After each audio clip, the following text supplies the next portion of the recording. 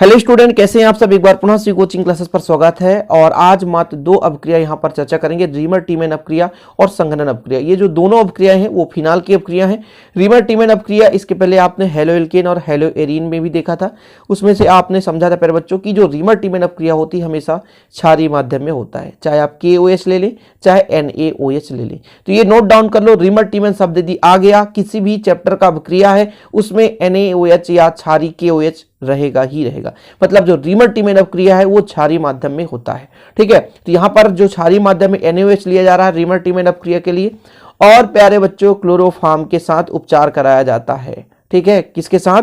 Chloroform के साथ उपचार कराएंगे। फिनाल की रासायनिक अपक्रिया है इसलिए पहले मैं बता दिया फिनाल तो लेना ही पड़ेगा। क्लोरोफॉर्म के साथ उपचार कराएंगे, क्षारीय माध्यम NaOH रहता है, तो जो हमारा CHO है एल्डिहाइड समूह है, ठीक है, ये जो है आर्थो स्थान पर प्रवेश करता है, कुछ मात्रा में पैरा समव्ययी भी बनाता है, लेकिन मुख्य रूप से मुख्य उत्पाद आर्थो एल्डिहाइड के रूप में प्राप्त होता है। मतलब एक सैलिसिल एल्डिहाइड होता है मुख्य क्रियाफल, या अर्थो हाइड्रॉक्सी बेंजल्डिहाइड। बिल्कुल आप चिंता न करें, आपको कठिन लगता होगा नाम में, लेकिन ऐसा इतना भी कठिन अपक्रिया नहीं है।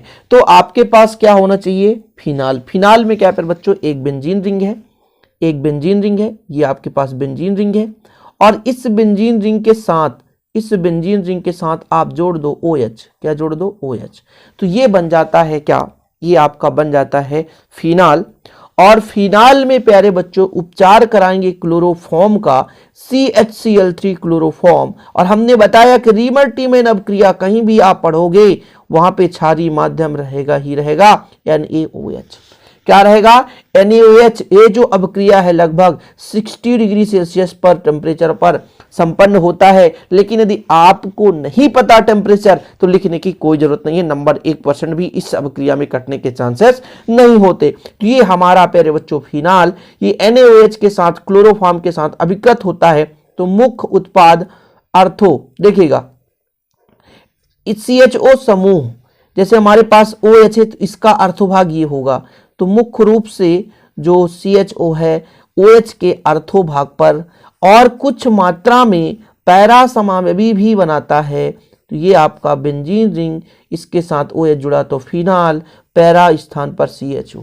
लेकिन अब यहाँ पर जो प्रधान क्रियात्मक समूह है एल्डिहाइड, इसलिए कहते हैं इसका अर्थो ए और इसका पैरा ए, इसे बोलेंगे आर्थो हाइड्रॉक्सी बेंजल्डिहाइड, इसको बोलेंगे पैरा हाइड्रॉक्सी बेंजल्डिहाइड। ये जो CHO है ये आपका जो फंक्शनल ग्रुप है यानी क्रियात्मक समूह का जो ग्रुप है उसमें पहले आता है, इसलिए नंबरिंग करेंगे तो ये प्रधान होगा, इसलिए प्यारे बच्चों इसको हम आर्थो हाइड्रॉक्सी बेंजल्डिहाइड कहते हैं। और ये प्रधान इसके अपोजिट यानी पैरा भाग पर जुड़ा है, पैरा हाइड्रॉक्सी बेंजल्डिहाइड बनाता है।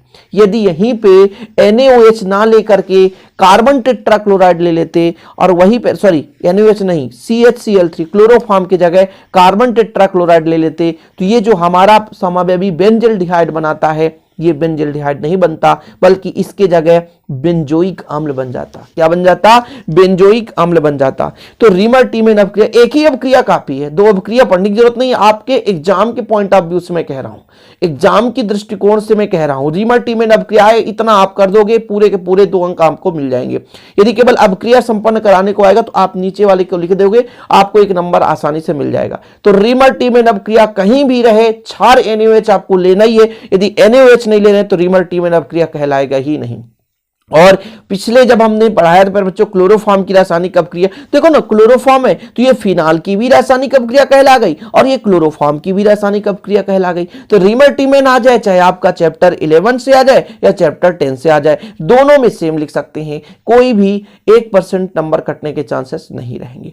तो ये हमारा रीमर टीमेन है। इसके बाद हम पढ़ने जा रहे हैं संघनन, जो कि काफी इंपॉर्टेंट है। ये जो अपक्रिया है वो फिनाल की है, लेकिन फॉर्मेल्डिहाइड की अधिकता में संपन्न होती है और सीधा बेकेलाइट बनाता है। ऑब्जेक्टिव में कभी कभी पूछ दिया जाता है फिनाल की संघनन अपक्रिया से निम्नलिखित प्राप्त होता है, तो बेकेलाइट प्राप्त होता है। नोट डाउन कर लो, फिनाल के संघनन अपक्रिया के फलस्वरूप निम्नलिखित में से प्राप्त होता है, तो क्या प्राप्त होता है, तो वैकेलाइट प्राप्त होता है। फिनाल के संघनन के क्रिया के फलस्वरूप क्या प्राप्त होता है, तो वैकेलाइट प्राप्त होता है, वैकेलाइट बनता है। इतना समझ में आया प्यारे बच्चों, समझ गए कि संघनन अपक्रिया में फिनाल की अपक्रिया होती है, किसके साथ, फॉर्मेल्डिहाइड के साथ, लेकिन फॉर्मेल्डिहाइड की अधिकता होती है, ठीक है, और बनता है वैकेलाइट, फॉर्मेल्डिहाइड रेजिन जिसे कहते हैं।